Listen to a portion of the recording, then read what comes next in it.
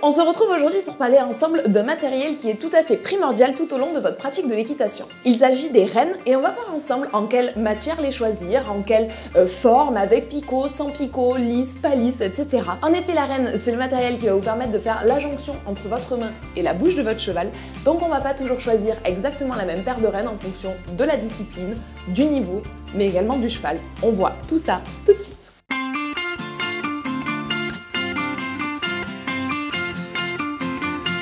L'idée dans cette vidéo, c'est de vous présenter un maximum de modèles de rênes existants et à chaque fois ce à quoi elles servent, les petits plus, les petits moins de chaque modèle. La première chose, c'est pourquoi parle-t-on de paires de rênes?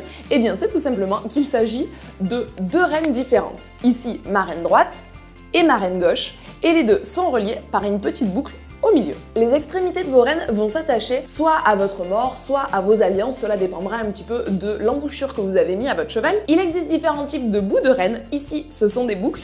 Ici, des crochets, mais il existe également des mousquetons. Comme je n'en avais pas avec moi, je vous mettrai juste ici une petite illustration. Les mousquetons sont extrêmement pratiques pour par exemple des cavaliers qui pratiquent de la monte en extérieur. Lorsque l'on descend de son cheval, ce sera extrêmement pratique de pouvoir défaire le mousqueton extrêmement rapidement et pouvoir se servir de sa rêne comme une longue longe finalement. Ici, les crochets sont plutôt utilisés pour les cavaliers qui préfèrent le côté discret. En effet, lorsque nous avons des crochets, ces derniers vont venir se placer comme ceci.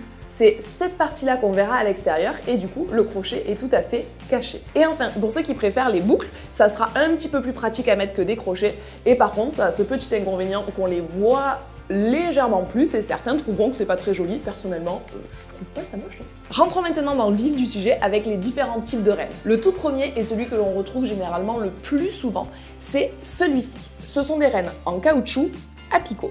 Actuellement, ce type de rênes à picot ou appelées encore à boutons sont les plus répandues. En effet, elles vont vous permettre d'avoir une bonne prise en main et le grip apporté par ces reliefs vous permettra de mieux fixer vos rênes dans vos mains. Le deuxième type de rênes le plus répandu, ce sont les super grips. Ici, ce sont à nouveau des rênes à picot, mais cette fois-ci, ils sont extrêmement fins et très proches les uns des autres, ce qui va apporter encore plus de grip. Certains cavaliers préfèrent les gros picots, d'autres les petits picots. Personnellement, je sais que ce sont les gros picots qui m'attirent de façon à être bien grippé, mais à la fois pouvoir facilement remonter et redescendre sur mes rênes. D'autres préféreront des picots très très fins. Bref, l'idée c'est que vous essayez plein de types de rênes jusqu'à savoir laquelle vous correspond à vous.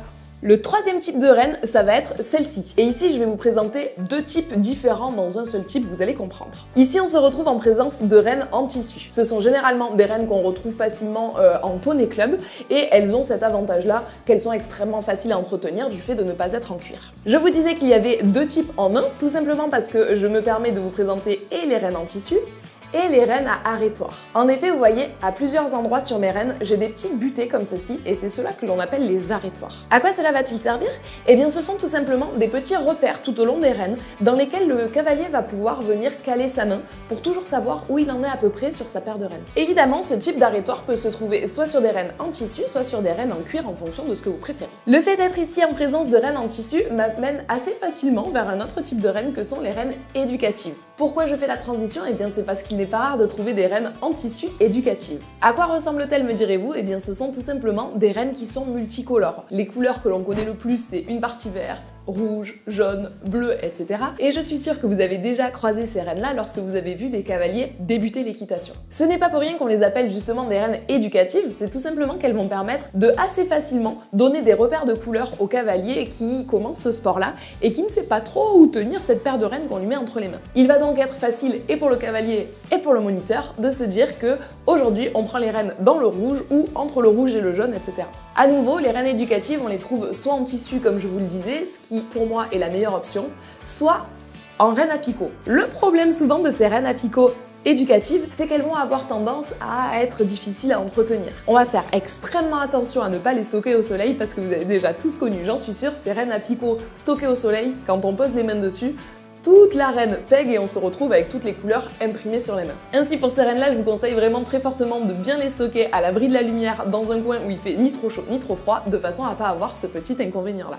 Pour continuer dans notre lancée des rênes éducatives, on va trouver les rênes à poignée. Ici, il y a un petit mais, parce que les rênes à poignée sont et pour les cavaliers débutants et pour les cavaliers moins débutants. Parfois, ça va être extrêmement pratique d'avoir ces petites poignées-là. Elles se présentent de la façon suivante.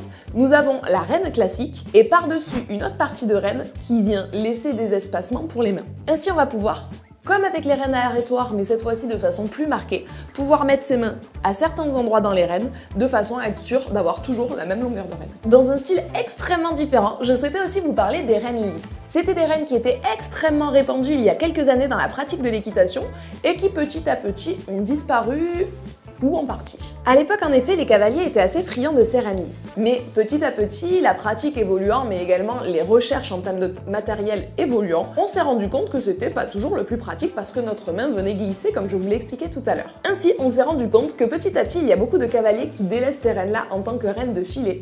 Pour autant, on s'en sert très facilement en tant que rennes de bride. Ici, justement, c'est un modèle de chez Antares que je suis venue sélectionner et ce sont des rennes de bride qui sont toutes lisses et un petit peu plus fines que les rennes de filet dont je vous parlais tout à l'heure. Pourquoi il est important d'avoir des rennes lisses en tant que rennes de bride? Eh bien c'est tout simplement parce que l'action des rennes de bride sera toujours moins forte que l'action des rennes de filet. Et donc s'il y a une des deux paires qui doit un petit peu plus facilement glisser entre les mains du cavalier pour être sûr de ne pas venir abîmer la boute du cheval, ça va être celle des rennes de bride. Mais tout ça on en reparlera un petit peu plus précisément dans une vidéo dédiée à la bride. Encore un type de renne qui me semblait super intéressant à aborder, ce sont les rennes à élastique. Elles se présentent de la façon suivante. Votre renne rigide fait comme un ventre et il y a un petit élastique qui fait la jonction entre les deux. Cela va permettre par exemple pour un cheval qui a tendance à beaucoup battre à la main, de venir avec l'élastique présent sur les rênes, accepter cette différence de tension constante de la part du cheval et ça va permettre petit à petit de trouver plus de confort pour votre cheval. En effet, un cheval qui a tendance à beaucoup bouger la tête dans tous les sens, il n'est pas rare que le cavalier soit un petit peu en retard par rapport à ses mouvements de bouche dans sa main et pour être sûr que ce cheval qui apparemment n'a pas encore tout à fait trouvé son confort avec le mort ne vienne pas se buter tout à fait contre l'action de la main à terme en se disant que la main est toujours en décalage avec sa bouche, l'élastique va jouer le rôle de liant, encore une fois, entre votre main et sa bouche. Ici, c'est simplement un exemple que je vous donne, mais ces rennes-là peuvent être vraiment extrêmement intéressantes, souvent avec les jeunes chevaux ou avec les chevaux qui ont vraiment un rapport difficile avec leur bouche. Encore un type de renne intéressant, celle de hunter. Si vous connaissez cette discipline, vous savez que l'esthétique générale est extrêmement importante. Et pour cela, il y a plein de consignes à respecter, comme par exemple la taille des rênes, le fait qu'elles soient lisses, etc. Encore une fois, le problème avec les rênes lisses, c'est que les cavaliers trouvaient qu'elles leur glissaient trop dans les doigts. Ainsi est apparue la petite technique de garder des rênes mi-lisses, mi-grippe. L'extérieur de la renne est tout à fait lisse, de façon à ce que les juges trouvent que la renne corresponde aux critères de la discipline. Pour autant, l'intérieur de la renne est grippé, de façon à ce que le cavalier ait un maximum de confort lors de sa pratique.